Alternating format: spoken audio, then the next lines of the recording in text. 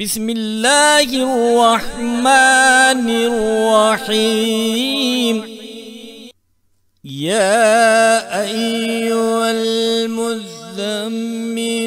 قم اللیل الا قلیلا نصفہ او انقص منہ قلیلا او زد علیہ ورتل القرآن ترتیلا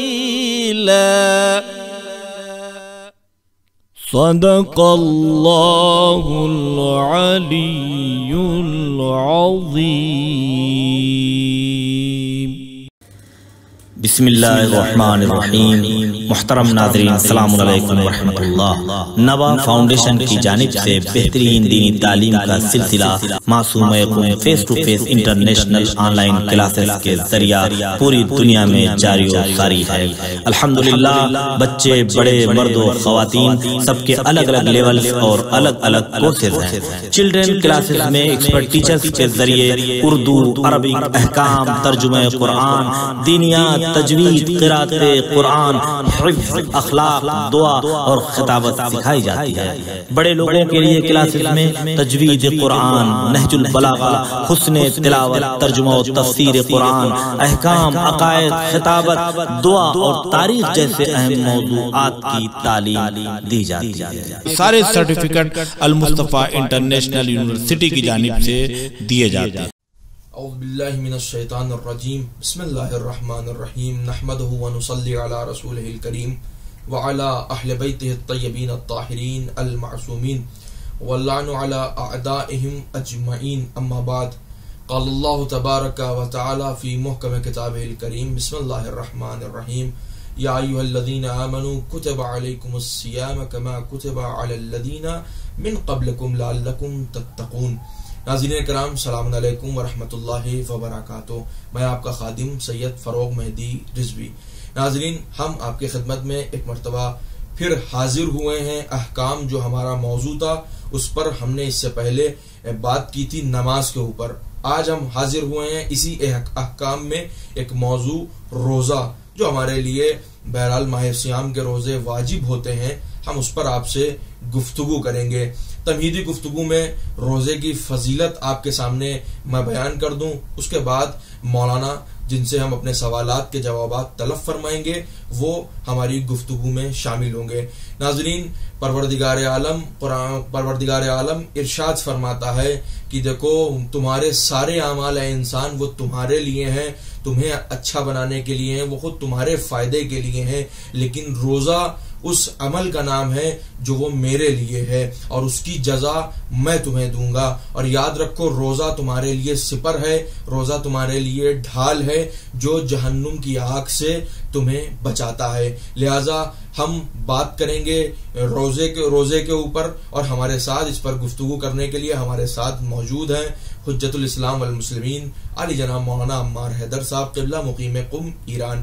آئیے، جیسا کہ آپ کو علم ہے اور آپ ہمارے پروگرام کے طرز سے اور اس کے طریقے سے واقف ہیں کہ ہم اپنے پروگرام کو مشتمل کرتے ہیں چند سوالات کے اوپر، آئیے ہم بغیر کسی تمہید کے اب چلتے ہیں مولانا کی بارگاہ میں اور اپنے سوالات کے جوابات مولانا سے طلب فرماتے ہیں۔ السلام علیکم ورحمۃ اللہ وبرکاتہ۔ علیکم السلام ورحمۃ اللہ وبرکاتہ۔ خیر مقدم کرتے ہیں آپ کا اپنے پروگرام میں قبلہ ایک بار پھر، اور شکر گزار ہیں کہ آپ مسلسل ہماری نحیف سی آواز پر لبیک کہتے چلے آ رہے ہیں اور مومنین کی خدمت میں ہمارے ساتھ شامل ہو رہے ہیں اور ہمارے ساتھ مومنین کی خدمت کو انجام دے رہے ہیں۔ ناظرین، جیسا کہ مولانا کی بارگاہ میں عرض کیا جا چکا ہے کہ ہمارا موضوع ہے روزہ، لہذا اس سلسلے کا ہمارا جو پہلا سوال ہے روزے کے اوپر کہ وہ یہ ہے کہ روزہ کیا ہے، روزے کی تعریف کیا ہے، اور کیا قرآن مجید میں روزے کے وجوب یعنی روزے کے واجب ہونے کے اوپر کیا قرآن مجید سے کوئی دلیل ہے؟ کیا کوئی آیت پروردگار عالم نے قرآن مجید میں روزے کے سلسلے سے نازل فرمائی ہے؟ اگر ہے تو ہمارے ناظرین کے لیے آپ بیان فرمانے کی زحمت مرحمت فرمائیں۔ اعوذ باللہ من الشیطان الرجیم بسم اللہ الرحمن الرحیم نحمدہ ونصلی علی رسولہ الکریم وآلہ الطیبین الطاہرین المعصومین المظلومین.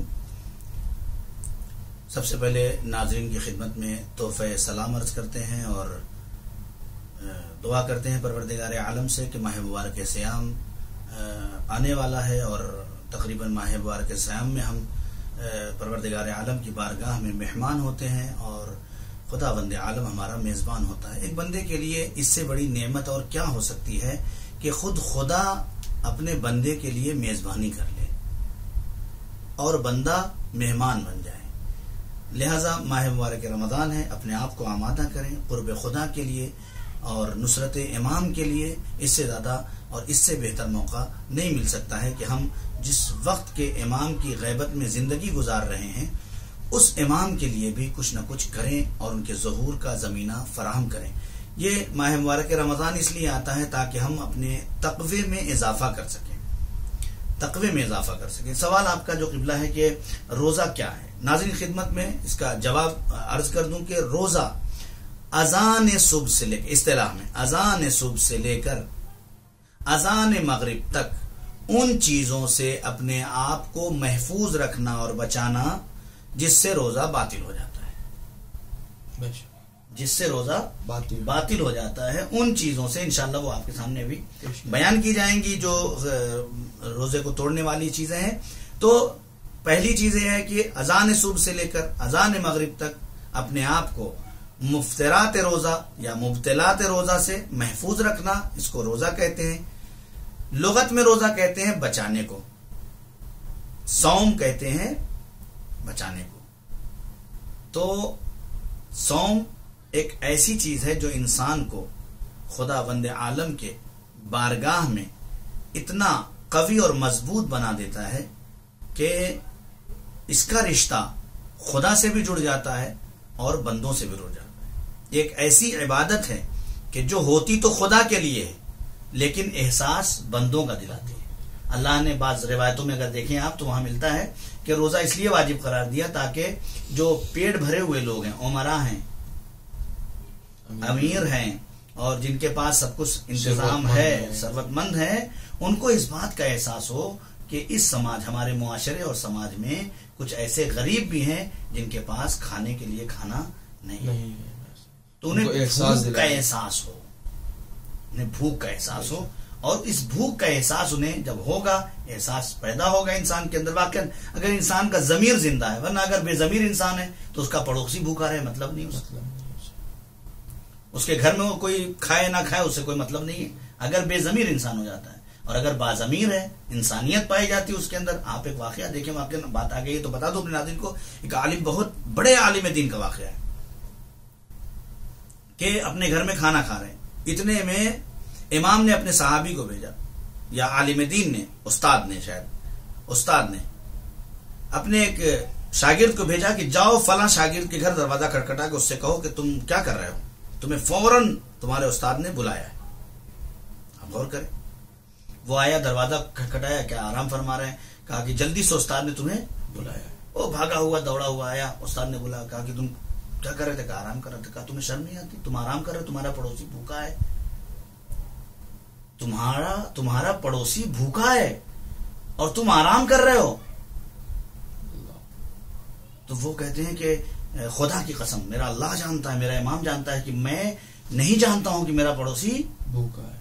اگر مجھے علم ہوتا تو میں کبھی بھی ایسا عمل نہ کرتا. تو جواب کیا ملا سن لیں. استاد کہتے ہیں اگر خدا کی قسم یہ تو تمہیں نہیں پتا تھا، اگر کہیں تمہیں پتا ہوتا کہ تمہارا پڑوسی بھوکا ہے اور تم اسے نہ کھلاتے تو تم اسلام پہ نہ مرتے. اگر تمہیں موت بھی آ جاتی تو تم اسلام پہ نہ مرتے. یعنی آپ دیکھیں خدا کی قسم. تو احساس غربت، احساس بھوک کی بنیاد پر اپنے کمتر، اپنے غریب، اپنے سے پست لوگوں کی طرف نگاہ کرنا، یہ بھی روزہ کا ایک قانون ہے.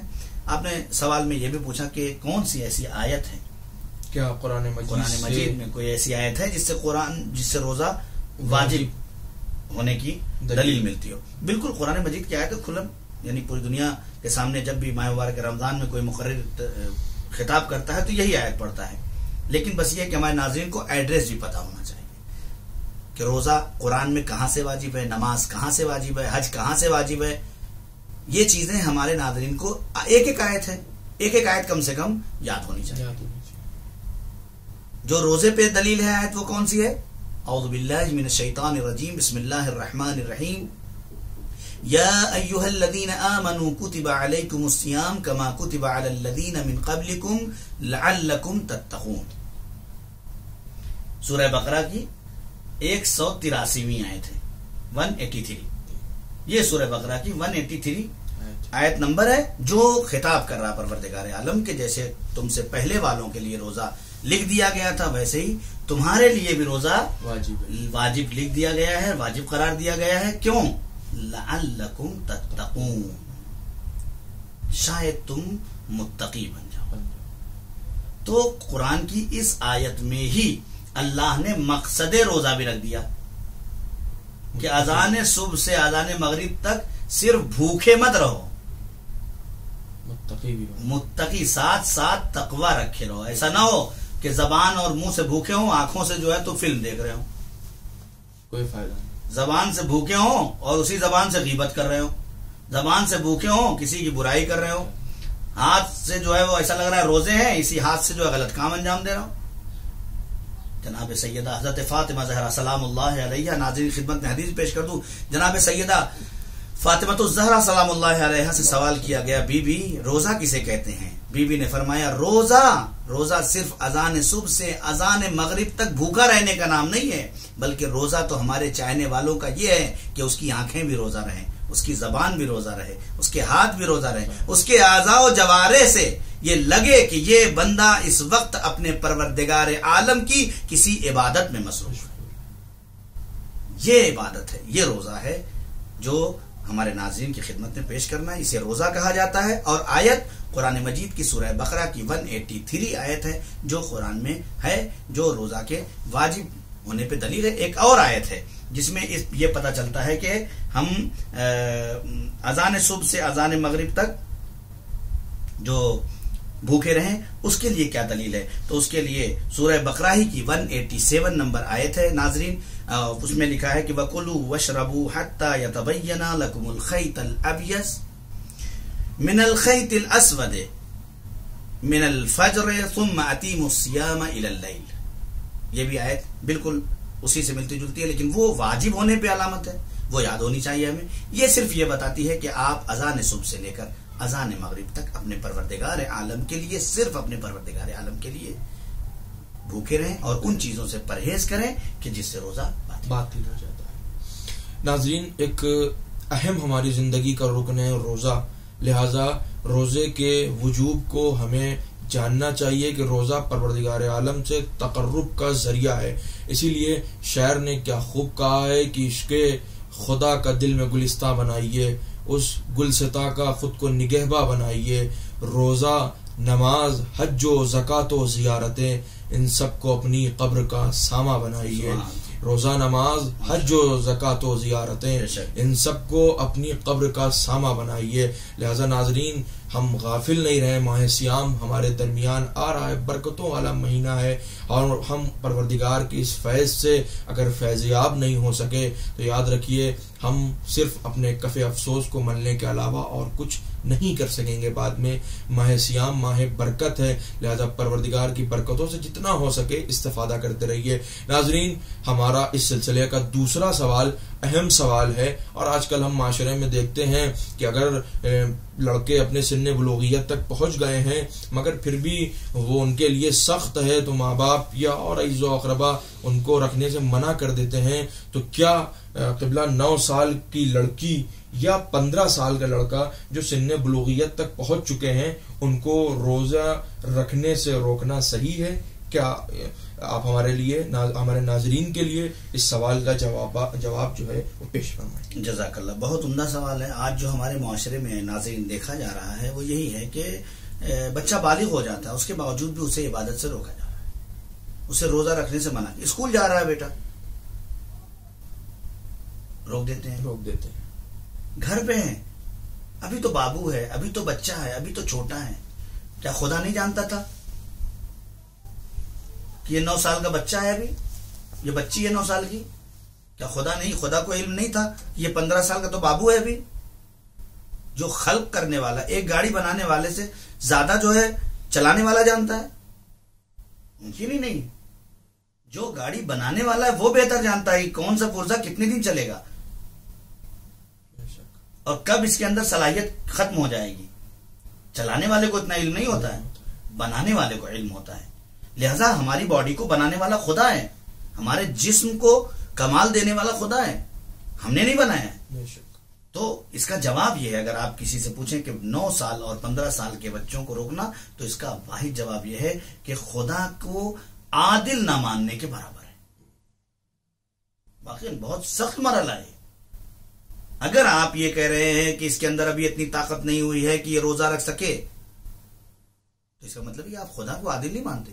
خدا پہ بھروسہ نہیں ہے. اس نے 9 سال کے بچی کے لیے شرط رکھی ہے کہ یہ بالغ ہو گئی تو اب اس کو روزہ رکھنا واجب ہے، نماز پڑھنا واجب ہے، حج کرنا واجب ہے اگر صلاحیت استطاعت ہے.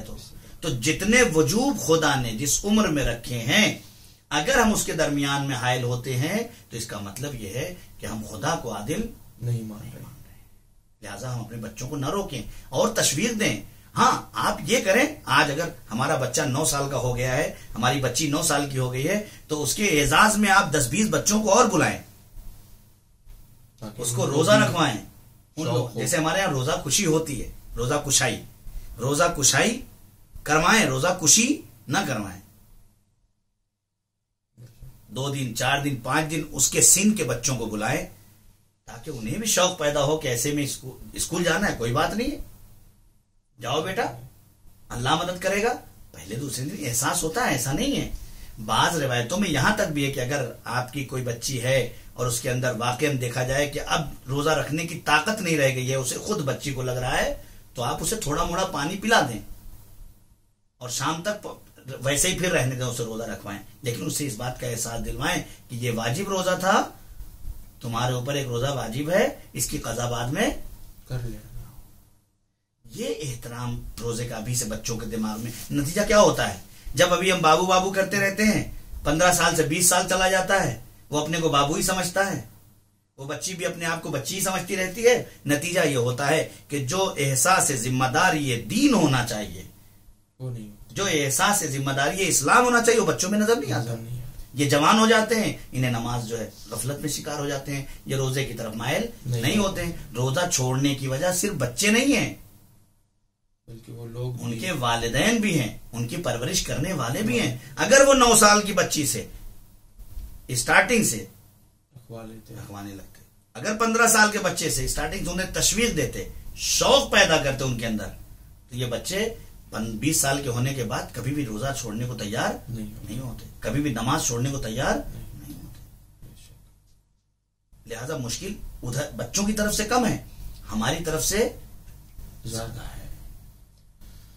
دیکھتے ہیں ہم اکثر جو ہے، یہ تو ہو گئی روزہ جو ہے چھڑوانے کی بات، یعنی 15 سال سے بچوں، 15 سال کے لڑکے یا 9 سال کی بچی سے جو ہے روزہ مثلا چھڑوانا اسکول جاتے وقت، یا مثلا اگر اس کے اندر تاب نہیں ہے تو اس سے روزہ نہیں رکھواتے ہیں. یہ تو ناظرین اس کا سوال ہو گیا. مگر ہم دیکھتے ہیں یہ تو 9 اور 15 سال کے بچوں کی بات ہے، مگر ہم اپنے یہاں اور بھی اگر آگے بڑھتے ہیں دیکھنے کے لیے تو دیکھتے ہیں کہ 50 سال کے بھی لوگ ہیں مگر روزہ جو ہے نہیں رکھ رہے ہیں، اور 40 سال کے لوگ ہیں، جوان ہیں، ہٹے کٹے ہیں، مگر روزہ نہیں رکھ رہے ہیں. حتیٰ کہ روزے دار اگر گزر رہا ہے تو اور یعنی بدرجہ اولا اس کے سامنے کھا رہے ہیں، پی رہے ہیں، مگر روزہ نہیں رکھ رہے ہیں. اور اگر آپ مسجد میں دیکھیے مغربین کے وقت تو صف اول میں نظر آتے ہیں جیسے ان سے بڑا روزے دار ہی کوئی نہیں ہے. تو ہمارے ناظرین کے لیے یہ آپ بیان فرمائیے کہ جان بوجھ کر روزہ چھوڑنے کیا مثلا کیا حکم ہے، کیا اس کے ان کی مذمت ہوتی ہے کیا، یا ان کے لیے یہ لائق جس کو کہا جائے تحسین عمل ہے یا لائق مذمت عمل ہے جان بوجھ کر روزہ چھوڑنا؟ بہت ہی عمدہ سوال ہے، اور آج کے دور میں یہ اس طرح کے سوالات ناظرین تک پہنچنے چاہیے، بہت اہم ہے یہ. یعنی واقعی افسوس ہوتا ہے، مقام افسوس ہے کہ انسان جان بوجھ کے روزہ کیسے چھوڑ دیتا ہے. یہ وہی والی بات ہے. اگر ہمیں بچپنے سے یہ تربیت کی گئی ہوتی کہ یہ چیز تمہارے اوپر واجب ہے، بالکل میرے استاد کہتے تھے کہ تمہارے بچے کی انگلی کٹتی ہے تم لے کے بھاگتے ہو، چاہے وہ لاکھ کہے کہ میں نہیں جاؤں گا، میں نہیں اٹھوں گا، مجھے چلا نہیں جا رہا ہے، کچھ بھی کہے وہ، لیکن آپ دوڑے ہوئے لے کے جاتے ہیں کہاں؟ ڈاکٹر کے پاس. اس کے اسکول کی بس 5:30 بجے آ رہی ہے، 5:30 بجے اس کو اٹھا کے ہاتھ منہ دھلا کے تیار کر کے ڈریس پہنا کے بیگ دے کے ٹفن بنا کے ہاتھ میں رکھ کے دروازے پہ لے کے کھڑے ہوئے انتظار کر رہے ہیں اس کو پتا ہے کہ اسکول ہمارے لیے ضروری ہے، نماز ہمارے لیے ضروری ہے. ورنہ ہمارے ماں باپ جو اسکول کے لیے ہم کو اٹھا رہے ہیں وہ نماز کے لیے اٹھاتے ہیں.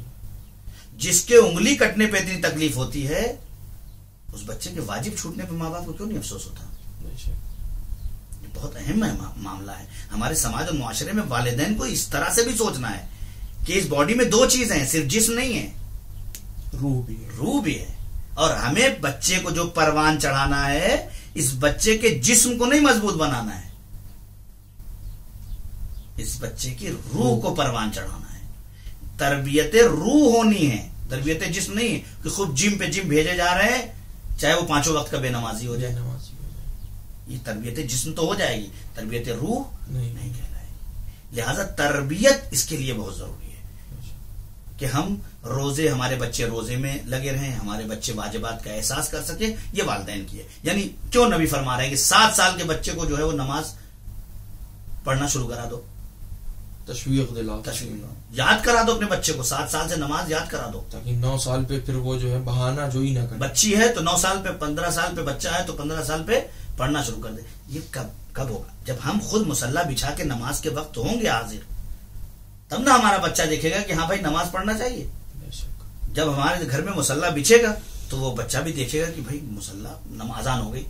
1 دن 2 دن 4 دن 5 دن 10 دن 1 سال 2 سال، بھائی جب دیکھے گا وہ کہ مسلسل ہمارے گھر میں اذان کے وقت مصلی بچ جاتا ہے، تو اب وہ بھی جب بڑا ہوگا شوق پیدا ہوگا، یہی چیز اس کے اندر پیدا ہو جائے گی. عمل انسان کو کھینچتا ہے.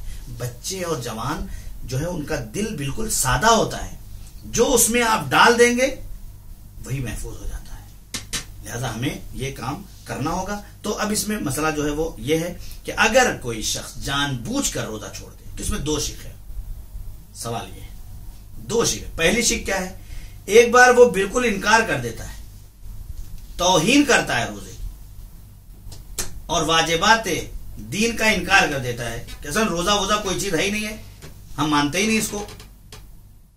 تو ایسی صورت میں وہ مسلمان ہی نہیں رہ جائے گا. انکار ضروریات دین، منکر ضروریات دین جو ہے وہ کیا ہے؟ مسلمان نہیں رہتا، اسلام سے خارج ہو جاتا ہے.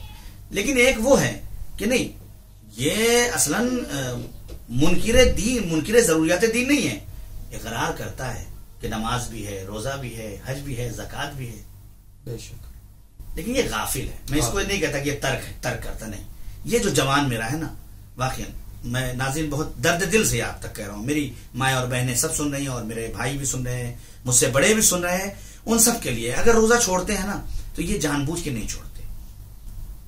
یہ جو ہے غفلت کا شکار ہے. چھوڑتے رہے جان بوجھ کے، کھا رہے ہیں گٹکا سب کے سامنے، لیکن یہ غفلت کا شکار ہے. کس غفلت کا ہے؟ انہیں اس بات کا احساس نہیں ہے کہ جن 14 کو یہ ماننے والے ہیں، جن 14 کو یہ ماننے والے ہیں، جس خدا کو یہ ماننے والے ہیں، اسی خدا اور ان کے ان 14 نے، ان کے ہی ان علی جس نعرے حیدری لگاتے ہیں یا حسین کہتے ہیں، وہی علی اس روزے کا حکم دے رہے ہیں، وہی امام حسین اس روزے کا حکم دے رہے ہیں، وہی شہزادی فاطمہ زہرا کہہ رہی ہیں کہ روزہ رکھو، نماز پڑھو. تو اگر واقعا ہم ان کو ماننے والے ہیں تو پھر ان کی بھی ماننے والے ہونا چاہیے. تو اگر کوئی جان بوجھ کے روزہ چھوڑ دے تو شرعی مسئلہ اس کا کیا ہے وہ میں آپ کی خدمت میں عرض کر دوں جلدی سے. شرعی مسئلہ یہ ہے کہ اگر انسان جان بوجھ کے روزہ چھوڑتا ہے، ایک تو منکر ہے اس کی بات ہے، لیکن ایک جان بوجھ کے روزہ چھوڑتا ہے تو اس کے بھی 2 شق ہیں. پہلا حصہ یہ ہے کہ وہ جو جان بوجھ کے چھوڑ رہا ہے اس نے حرام طریقے سے روزہ توڑا ہے یا نہیں، جو حلال طریقہ تھا اسی طریقے سے روزہ توڑا ہے. اگر حلال طریقے سے روزہ توڑا ہے تو وہ اسی طرح سے شام تک رہے گا اور بعد میں اس کی قضا بھی بجا لائے گا. اب وہ قضا 3 صورت میں اور کفارہ بھی اس کے اوپر ہوگا. کفارہ 3 صورت میں ہے، یا 60 روزے رکھے، یا 60 مسکین کو کھانا کھلائے، یا ایک غلام آزاد کرے. یہ کون ہے؟ جو حلال طریقے سے. لیکن اگر کوئی حرام طریقے سے اپنے آپ کو جو ہے وہ روزہ باطل کر لے، یا قتل عمدی کر دے تو اب علماء کہتے ہیں یہاں پہ کفارے جامع ہو جائے گا، یعنی تینوں کفارے، 60 غریبوں کو کھانا بھی کھلائے مسکینوں کو، 60 روزے بھی رکھے جس میں سے 30 روزے پے در پے، 31 روزے بلکہ 1 مہینہ اور 1 دن۔ اغیث ثانی کا مسئلہ ہے کہ 1 مہینہ اور 1 دن لگاتار روزہ رکھنا اسے کفارے کی شکل میں، اور پھر اس کے بعد احتیاط واجب، اغیث ثانی کا ہے احتیاط واجب کی بنیاد پر وہ 2 مہینے پے در پے روزہ رکھے۔ آپ سوچیں تو اگر حرام طریقے سے ہو رہا ہے تو تینوں کفارے اس کے اوپر ہوں گے، یا قتل عمدی ہے تو، یا جو ہے وہ حلال طریقے سے ہے تو تینوں میں سے کوئی ایک جو ہے کفارہ دے گا۔ اس سلسلے کا ہمارا جو چوتھا سوال ہے ناظرین کے لیے وہ یہ ہے کہ سفر میں روزہ رکھنے کا کیا حکم ہے؟ جزاک اللہ، بہت عمدہ ہے، چونکہ یہ بہت ہی اہم سوال ہے، اور آج کے دور میں جو ہے وہ ٹریولنگ زیادہ ہو گئی ہے، لوگوں کے سفر زیادہ ہو گئے ہیں۔ پرانے زمانے میں سفر کم ہوتا تھا ناظرین، اس لیے جو ہے مسائل بہت زیادہ پیش نہیں آتے تھے۔ آج کے دور میں ہر روز، ہر دوسرے دن، ہر تیسرے دن لوگ سفر پہ تیار رہتے ہیں۔ دیکھیے اس کا آسان سوال جواب یہ ہے کہ روزے کی حالت میں سفر کرنے میں کوئی عیب نہیں ہے۔ روزے کے حالت میں سفر کرنے میں کوئی عیب نہیں ہے، صرف روزے کی قضا کرنی پڑے گی، کفارہ نہیں، ٹھیک ہے۔ لیکن اب یہاں پہ مسئلہ یہ ہے کہ کیسا مسافر ہو کہ جس کا روزہ مطلب نہیں رکھ سکتا ہو؟ کون سے مسافر کے لیے؟ ایک مسافر ہے جو مہینے میں 10 دن تک سفر کرتا ہے، کیا وہ بھی مسافر ہے؟ اس کی روزہ اس کا نہیں ہوگا۔ ایک اسٹوڈنٹ ہے جو مہینے میں 10 دن تک جو ہے وہ جاتا آتا ہے ایسی جگہ جہاں پڑھتا ہے، کیا اس کا روزہ ہوگا یا نہیں ہوگا؟ ایک انسان ہے جو بزنس کرتا ہے، وہ 10 دن جاتا آتا ہے۔ ایک ٹیچر ہے، وہ پڑھاتا ہے، جاتا آتا ہے 10 دن۔ آقائے سیستانی کے یہاں ان سارے اس طرح کے جتنے مسائل ہیں، ٹیچر ہو، استاد ہو، شاگرد ہو اور بزنس مین ہو، کوئی بھی ہو، اگر 10 دن تک مہینے میں اس کا سفر ہو رہا ہے کنٹینیو تو اس کا روزہ پورا ہوگا، نماز بھی پوری ہوگی اور روزہ بھی پورا ہوگا۔ اس کی عادت ہو گئی اس کی، ہاں، اب وہ مسافر نہیں رہ گیا، اس کی نماز بھی کامل ہوگی اور اس کا روزہ بھی کامل، اگر 10 دن۔ لیکن اگر 8 دن ہے تو اب اس کی نماز قصر ہو جائے گی اور روزہ بھی پورا ہو جائے گا۔ آغائے سیستانی کے ہاں مسئلہ ایک الگ ہے کہ اگر 9 دن ہوا تو کیا ہوگا؟ بھائی ہو سکتا ہے ایک آدمی 9 دن جاتا ہو، 9 دن ہو تو کیا ہو؟ تو ناظرین 9 دن اگر ہے تو آغائے سیستانی کہتے ہیں کہ اگر نماز پڑھ رہا ہے تو دونوں صورت میں وہ پڑھے گا، پوری بھی پڑھے گا اور قصر بھی پڑھے گا، ڈبل۔ یہ مسئلہ شاید ہمارے ناظرین کے لیے بالکل نیا ہو کہ اگر 9 دن کا ہے تو آغائے سیستانی کے روزے کے مسائل میں آپ اٹھا کے توضیح مسائل دیکھ لیں، وہاں یہ مسئلہ لکھا ہوا ہے۔ تو مسافر کے لیے یہ شرط ہے کہ وہ جب سفر کر رہا ہو تو 10 دن سے زیادہ کا سفر اس کا ہو کم سے کم مہینے میں، تو اس کے لیے نماز اور روزہ پوری ہو جائے گی۔ لیکن ایک ایسا مسافر ہے کہ وہ دنیا میں کہیں چلا جائے، اس کی نماز بھی پوری ہوگی، اس کا روزہ بھی پورا ہوگا۔ یہ کون سا مسافر ہے ناظرین؟ یہ ایک ایسا مسافر ہے کہ جو اپنے گھر سے کسی حرام کے قصد سے نکلا ہو۔ اگر اپنے گھر سے کسی حرام کام کرنے کے لیے نکلا ہو تو اس مسافر کے لیے شریعت نے اپنا سارا مسلح سمیٹ لیا ہے، اب تمہیں کوئی چھوٹ نہیں ہے۔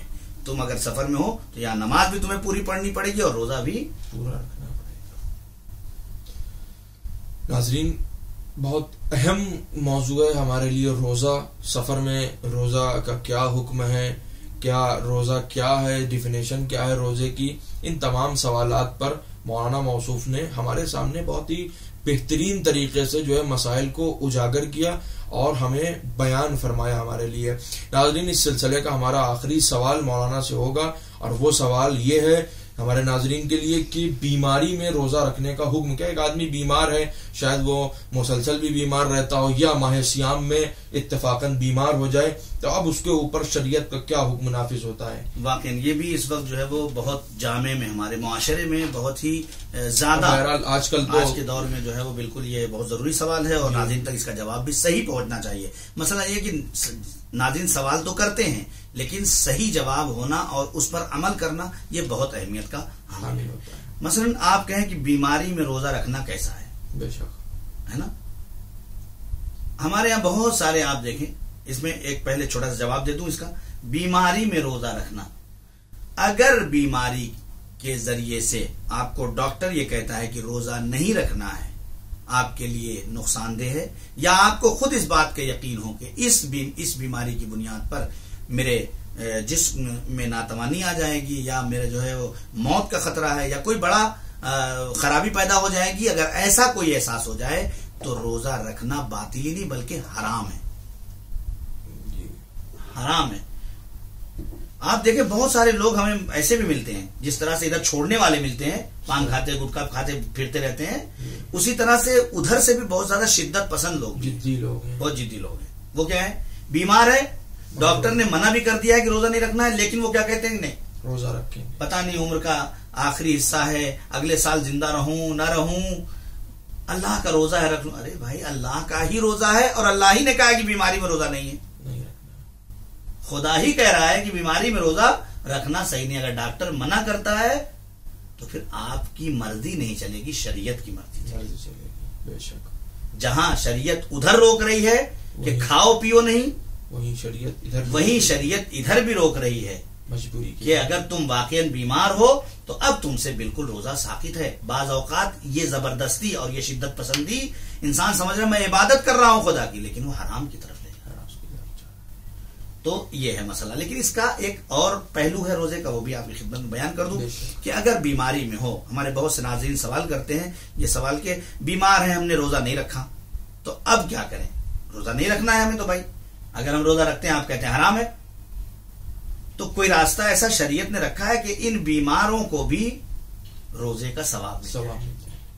کیا بیمار ہے تو روزہ اللہ ثواب سے محروم کر دے گا؟ کہا نہیں. شریعت نے راستہ رکھا ہے کہ اگر آپ بیمار ہیں، آپ نے روزہ نہیں رکھا ہے تو اس کا کفارہ دے دیجیے. آپ خدا آپ سے روزہ نہیں مانگتا، اگر آپ رکھتے ہیں تو غلط کر رہے ہیں، غلط کر رہے ہیں.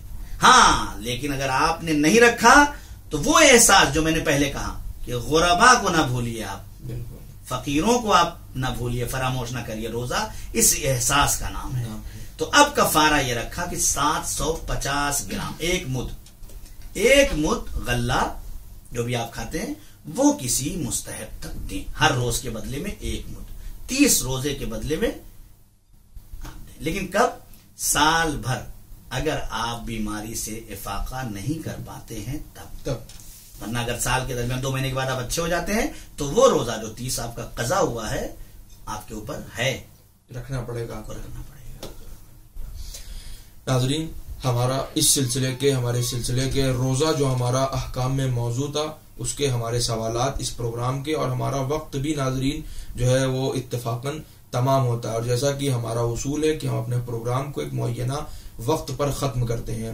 شکر گزار ہیں قبلہ آپ کے کہ آپ مسلسل ہمارے پروگرام کو وقت دے رہے ہیں اور ناظرین کی خدمت میں ہمارے ساتھ پوری طریقے سے شریک ہیں. ناظرین، آخر میں جاتے جاتے فضیلت روزہ کے اوپر میں آپ کو تحفتاً جو حدیث ہر موضوع پر سنا دوں کہ پروردگار عالم یا رسول اللہ صلی اللہ علیہ وآلہ وسلم ارشاد فرماتے ہیں کہ روزہ جو ہوتا ہے ہر چیز کے لیے ایک دروازہ ہوتا ہے، اور تمہاری عبادت کا جو دروازہ ہے وہ یہ روزہ ہے. پروردگار عالم نے بہشت میں جہاں تمام دروازے بنائے ہیں وہیں ایک دروازہ جس کا نام ریان ہے، اس سے کوئی داخل نہیں ہو سکتا ہے مگر صرف وہ لوگ اس دروازے سے داخل ہوں گے جو لوگ روزے دار ہوں گے، جنہوں نے ماہ سیام میں یا عام جو بھی مستحب روزے ہیں جنہوں نے روزے رکھے ہوں گے، صرف روزے دار اس دروازے سے داخل ہو سکیں گے. ناظرین، ہم یہاں پر آپ سے اجازت چاہتے ہیں. انشاءاللہ پھر ہم آپ کے سامنے ایک اہم موضوع پر بات کرنے کے لیے حاضر ہوں گے. تب تک کے لیے ہمیں آپ اجازت دیجیے. والسلام علیکم ورحمۃ اللہ وبرکاتہ. خدا حافظ. بسم اللہ الرحمن الرحیم. محترم ناظرین، السلام علیکم ورحمۃ اللہ. نوا فاؤنڈیشن کی جانب سے بہترین دینی تعلیم کا سلسلہ معصوم یقوم face to face international online classes کے ذریعہ پوری دنیا میں جاری و ساری ہے. الحمدللہ بچے، بڑے، مرد و خواتین سب کے الگ الگ لیول اور الگ الگ کورسز ہیں. چلڈرن کلاسز میں ایکسپرٹ ٹیچرز کے ذریعے اردو، عربک، احکام، ترجمہ قرآن، دینیات، تجوید، قرات قرآن، حفظ، اخلاق، دعا اور خطابت سکھائی جاتی ہے۔ بڑے لوگوں کے لیے کلاسز میں تجوید قرآن، نہج البلاغہ، حسن تلاوت، ترجمہ و تفسیر قرآن، احکام، عقائد، خطابت، دعا اور تاریخ جیسے اہم موضوعات کی تعلیم دی جاتی ہے۔ سارے سرٹیفکیٹ المصطفیٰ انٹرنیشنل یونیورسٹی کی جانب سے دیے جاتے ہیں۔